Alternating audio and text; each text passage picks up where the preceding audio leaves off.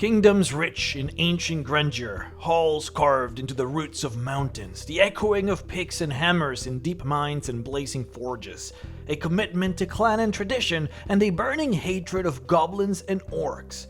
These common threads unite all dwarves. On our last video, we started our long journey into the minds of the dwarves. We focused a lot on the main two characteristics that define the dwarvish culture, one being their decaying civilization, and the other, of course, was the consequences of living underground. And then finally we finished with the relationship between dwarvish men and dwarvish women, and today we shall continue down that road as we go even deeper into their psyche. Today, you will know more about the dwarves than anyone on this planet. But before we do that, this video is brought to you by me because I did a thing. This is Mr. Rex's Monster Classes, where you can play monsters as a traditional Dungeons & Dragons class.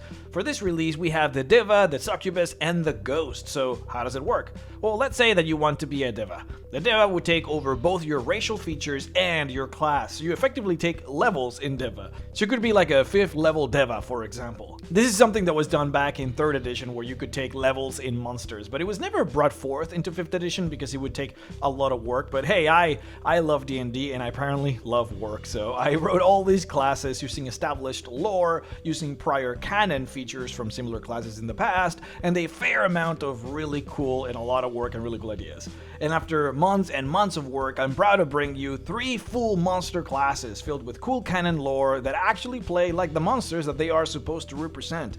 By far, my biggest thing that I wanted to accomplish with this project was I wanted to make sure that you guys truly felt like you were playing, the actual monster. Like, yeah, look, you can play an Asim or Paladin and pretend like you're an angel, but it's not the real thing, and you know it's not the real thing. Plus, you probably have already played a Paladin and a Cleric, and you might want something unique and different, and that's why I'm here. The Succubus, for example, has a feature where you can bestow power upon another player, like how some warlocks can obtain power from their patron. Like, how cool and unique is that? And the Ghost is the greatest example of this. Since the Ghost can pass through walls, it can levitate, and as a ghost, of course, it literally cannot die unless it gets exorcised. It is, of course, balanced through a series of other things that I've included in there, but this is just the sort of features that, make you really feel like you are playing a ghost and not just, pretending. And that was my big focus in here, and I think we have nailed it. So go ahead and check out the link below to go to the store and give it a look, or you can click this picture down here below the video. Either will take you to the store. Please go ahead and check it out. It is awesome, I promise you. But now, back to the video. In our last video, we talked about the issues that Dwarvish society faces with the lack of babies being born in Dwarvish cities, thanks to the unfortunate fertility issues that plague their species. But we didn't get to talk too much about the other side of that coin, the fact that 70% of dwarves born are male. One of the most striking features of Dwarven society is the inequality in numbers between males versus females. 2 out of 3 dwarves are male at birth, and this ratio continues to hold true even as dwarves get older. The effect this has upon them reaches into nearly every aspect of their lives. Quote, "Most male dwarves do not marry, and instead devote their lives to careers as craftsmen, miners, adventurers, and so forth. Dwarves who do enter into marriage become exceedingly jealous and possessive of their partners, restricting the freedoms each has in exchange for a life of devotion to each other and their children. Yet, though roughly half of all male dwarves are destined to go through life as bachelors, they do not appear overly sad or frustrated. Their careers fail their daily lives as completely as would the presence of a wife, and appear to give them much the same satisfaction. Some dwarves, male and female alike, would not marry even if they had the chance, so immersed are they in their work. The greatest heroes and heroines of Dwarvenkind have almost always been single, as marriage means the end of any outside occupations, especially adventuring. For a married dwarf to adventure or otherwise spend a lot of time out of the home is seen as a shirking of responsibilities and a disgraceful insult to the other partner of the lowest order. In effect, saying that the partner, be it he or she, is not worthy of the other's affections. Much of this feeling is caused and reinforced by the basically lawful good nature of the Dwarven fold. By and large, dwarves are seen as possessive, single-minded, perhaps having a narrow range of interests, yet throwing all their energies into the seeking of their goals." End quote.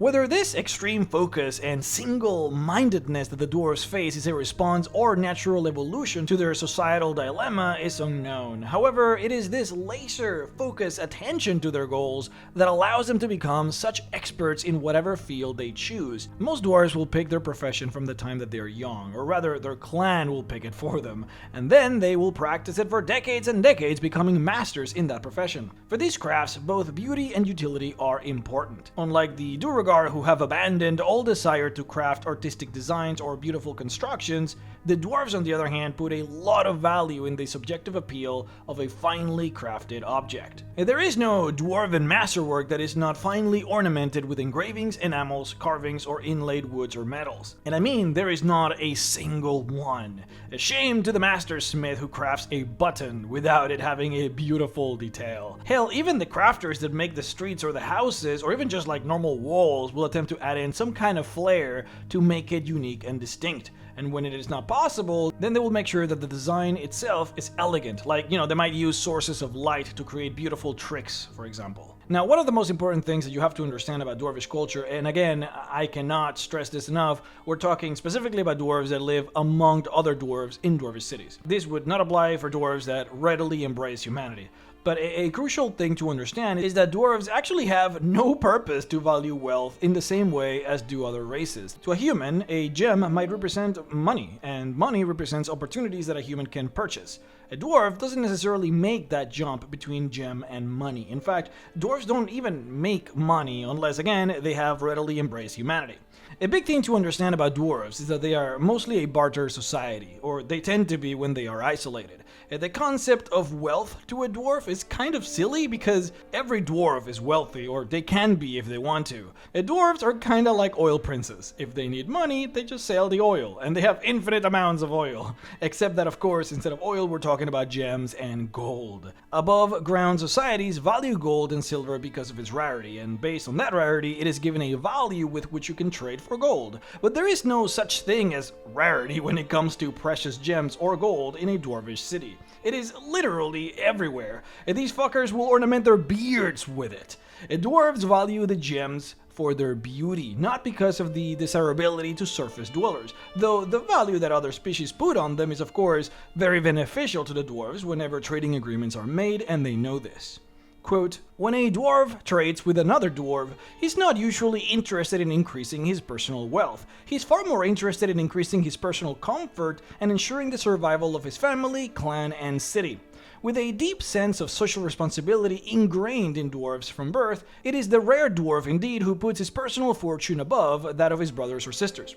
As a result, most dwarves trade in raw materials or finished goods, not money. Taxes are paid in animals, furs, food, or weapons, not money or gems, unless the dwarf that is paying taxes is a gem miner, of course. Given this predilection for useful daily goods over monetary concerns, it is a given that any dwarf in a dwarf city would rather trade in barter for surface goods or services rather than gold. Most dwarf cities do mint some coins in gold, silver, and copper for use with surface dwellers, but they have no central treasury and no government-sponsored control over how many coins are minted or what the coinage is worth. The dwarves generally accept the standard valuation from whichever surface cultures live nearby. End quote. Now, you might be asking, but okay, so wouldn't that mean that dwarves wouldn't really value gold too much then? Maybe perhaps they would be willing to just give it away? Well, not exactly, and that doesn't necessarily have to do with dwarves being greedy or avaricious, even though it certainly looks that way to an outsider. The reality is that it comes more from a mentality of survival of the fittest. And you have to remember that dwarves come from an environment where every tiny little object that they have means a lot to them. Dwarves don't just buy a chair from a store without knowing who made it, breaking it on accident 7 months later and then simply repurchasing a new one. That's not how dwarves roll. If a dwarf craftsman makes a chair, that's a chair that's meant to last for life. And the dwarf that traded for that chair probably traded something that he personally crafted, that he made with love and care for it to last forever as well. And of course, the two craftsmen probably knew each other and expected each other to love and cherish the object that they both traded to one another. The culture is just way different to humans in that way. So anyways, what I'm trying to get at here is that every possession of a dwarf is valued and treasured. And from an evolutionary perspective, they are bioengineered to want to make sure not to just waste things or make bad trades. Dwarves tend to have valuable and limited resources, so they have to be protective. Quote, "Gold, silver, and the like are non-renewable resources to dwarves. Every coin that is minted and traded away, and every gem that is surrendered to the surface world is one more bit of dwarven prosperity that is unlikely to return." The dwarves place a high value on self-sufficiency, and the knowledge that they might be trading away their grandchildren's future waits on them, prompting them to drive for the best deal possible. Outsiders looking to sell within a dwarf city typically get a better deal by asking for trade goods, crafted items, or services in lieu of coins, end quote. And so we bring back the concept that we mentioned in our last video that I am sure you guys remember. I mentioned before in our last video that there are two heinous crimes that you should never commit as a dwarf or against another dwarf. One is to be disrespectful to the elders and the old, and the second was to steal, and I hope that you now understand why based on everything that we have talked about today. In dwarvish society, there is only one punishment for pickpockets and burglars, and that is death. Unless, of course, the thief is working for the dwarves against a non-dwarf, then things get a bit muddled. When you combine this incredibly possessive attitude towards belongings with the unbelievably vengeful mentality that many of them have, remember that dwarves never forget a slight, you get a society that just cannot give two craps for stealers. Not to say that this necessarily disincentivizes all thievery. The dwarves feel the lust for thievery more so than many other species because of that feeling of inherent value that treasure simply has. For example, a human might feel satisfied with enough money to last them their lifetime, but a dwarf, they live for multiple human lifetimes, and he also has to worry about his children and grandchildren, and perhaps maybe even his parents that live with him, and his uncles and his grandparents and his clan too, and maybe even his entire community while he's at it.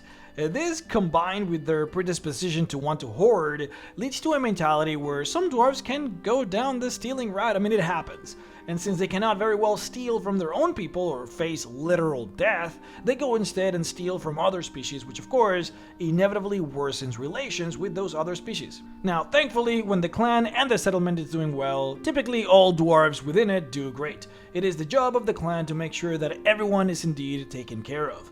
Out of all of the different societies, with the exception to the elves, the dwarves literally have no homeless. A clan would take a massive hit sociopolitically speaking if they did not take care of every single member that they have responsibility for. Now, if a person is clanless, well, that might be another thing, but most dwarf settlements are populated by a single clan, and the clanless in this case tend to simply be exiled. But since we are on the topic of economy, we should keep going and talk a bit about some of the most popular dwarvish exports, which of course means we're talking about metals. One of the most famous metals, of course, being mithril. Quote, "Mithril, a pure silvery blue shining metal especially prized by dwarves, who call it true metal, is astonishingly resilient, durable and flexible under stress, and very resistant to corrosion. It is mined in various places throughout the realms, in veins and pockets, and is always rare. Dwarves have become experts in smelting pure mithril from its glittering, soft, silver-black ore," end quote. Now, this is technically not the video for this, I'm not gonna go ahead and just talk a bunch about mithril, but we could talk about it a little bit. So mithril is mined from the Underdark, as well as mountain ranges across Faerun. As an ore, it is interesting because it appears to have the ability to annul certain magics. It is traditionally used instead of steel since it shares the same amount of hardness than steel while simultaneously weighing half as much, which of course helps agile warriors as well as providing a source of armor for spellcasters. Now, another incredibly rare export is the unbelievably powerful adamantine, whose creation is a big mystery amongst those outside of dwarvish lands. The rumor is that dwarves have a special feat of metallurgy where they can combine mithril and steel in order to create adamantine. Quote, "This alloy, a stable metal in its own right, is found very rarely in nature, in hard, jet-black, ferrous ore known as adamantine, and occasionally in hardened volcanic flows in deposits of purer metal known as adamant. The god Hephaestus, in his volcanic mountain abode on the outer plane of Olympus, prefers to work with adamant," end quote. So adamantine is much rarer than mithril, since it typically can only be mined from either meteorites or from the ores in the Underdark that have been infused with fair stress. Fair stress is like a special radiation that exists in very specific locations in the Underdark. Now, dwarves do have a special way of creating adamantine by fusing mithril and steel, but that is a secret that only they know. The way that other races do it is by combining 5 parts adamant, 2 parts silver, and 1 part electrum to create it, but even still, it is mostly dwarves that can do it, and no other race gets close to being as good as they are at it. But yeah, there is a difference between adamantine and adamant. These are slightly different metals, though adamantine can be found in adamant, and you can create adamantine through adamant, so it's a little confusing. But adamant by itself is super brittle and shatters easily, but it is completely immune to elemental effects, which is nice. It's just not used very often. But lastly, there is one last metal that dwarves are known for, though you probably haven't heard of this one. It's called Hisagor. It is a rare white metal that is mined and used by gold dwarves, which are the dwarves that live far, far underground, mostly around these parts. So you probably won't see this much in your games because, well, we don't get to interact with the old gold dwarf empires very often. But the metal is very incredible. It's basically what you use for magic items like the spell turning ring. The lore, specifically written by Ed Greenwood I will add, says that the metal has a 100% chance of straight up just reflecting spells. It's broken. Now, war, of course, has had a huge impact on dwarves, specifically in the Forgotten Realms. There is so much to talk about this and how they have been basically pushed back from their homes by constant and endless warfare, but it is through this history that we see nowadays how that has shaped their culture. Dwarves have mandatory military training that they must do for their clan or city, regardless of whether you are male or female. This starts at a dwarf's 20th birthday. In here, they effectively train weapons that dwarves tend to be better with, so, top-heavy weapons like axes and hammers, they serve the dwarvish build a lot better. In terms of ranged weapons, they are given crossbows to practice, but you will virtually never really see the dwarves practice the way of the bow. Not just because of the physique of the dwarf, which makes it very awkward, but because the general locations where a dwarvish civilization will fight will typically be underground in cave systems, and there's just not enough space for you to be able to utilize the bow effectively. I should also mention that military training is a perfectly acceptable and even admired profession for a dwarf to take, just like smithing or crafting or anything else. And just like those professions, a dwarf will practice and train for decades and decades to become a master at it. Side note, this is also the case for diplomats, by the way. There are dwarves that spend over 80 years becoming professional diplomats, and that's just what they do. But in any case, dwarves are taught from very early on that martial prowess, training, and the ability to defend home is necessary. You have to understand that dwarves live underground, and some of the most despicable and monstrous enemies lay underground, from drow to Duergar to even mind flayers. Things are just overall terrible down there, and death is always on the line. Dwarves, however, do not fear death and grow up almost embracing it, since they are so attached to their divine pantheon that they effectively readily embrace dying, as it means being reworked by Muradin, their divine creator. Quote, "Dwarves are taught from a young age how Muradin the All-Father created the universe in his eternal forge. Most outsiders are aware of this much of Dwarven tradition and belief simply from general exposure, often considering themselves well-informed for having the knowledge. What most do not realize, however, is that the analogy doesn't stop there. Just as a blacksmith can take broken or bent pieces of metal, melt them down, and then recast them into a new creation, so they believe Muradin does with the souls of the dwarf people.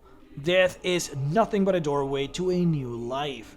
When dwarves grow old and feeble, many of them long for the chance to be made young again in Muradin's forge and start anew. Those who die are mourned, but is clearly understood to be the survivor's own loss for which the living weep, not the deceased." End quote. As a dwarf, not having a funeral is considered a great dishonor, a powerful insult that dwarves wouldn't dare do to another on purpose. Their rites typically involve cremation, since they have no belief that the physical body will be used in any way in the afterlife. In fact, they believe in the exact opposite, claiming that if a body is not cremated, it might instead actually hamper any form of rebirth in the future.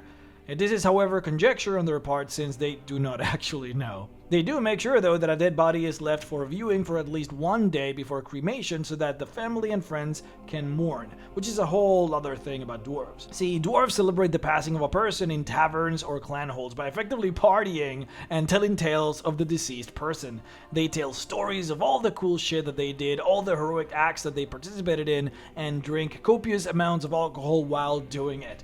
The parties can sometimes last for over 3 days if the person was famous enough. That's it for this video, but of course, we are not just done. This is just what happens when I have to cover an entire primary race of D&D. It kind of happened with the elves too. I think I made like 3 or 4 videos for them, but I scattered them all throughout different topics. We have 2 videos left. On the next video, we'll talk about the Dwarvish language, including their very famous rune system, and one of the most important topics for dwarves, their clans. So stay tuned. I would like to thank my Patreon supporters, Barry Maskant, 5e Magic Shop, Morgan Johnson, Rusty Rain, Doc Feeder, DeGrey Codini, Omega Scales, Terry Culp, Benjamin Bosters, Falky951, Ordoric, Sabim Kurshap, Thomas Hunt, Stephen, Soulless Rider, Lost Crusader, Stalia, Treb909, Trevor Hess, George Fortland, The Living Guild Pack, Describe, Herbert Johnson, The Wizard's Vault, James the Perverted, Shreddycast, Lucas Cyrek, Naxtor Ashura, Jesse Feliciano, Brian Camp, Chad Aga, John Harley, John the Wicked, Shane and Sam Skinner, Warren Smith, Barak, Alyssa Kestrel, Kristen Coleman, Lactose D Intolerant, Holy Five, Flameback 200, and Merton Games for supporting me on Patreon at the $25 level. If you would like to support me as well, then please head on over to patreon.com/MrRex to support. Alright guys, thank you so much for being here. Thank you guys so much for being awesome. Make sure to check out that PDF, and I will see you all next time.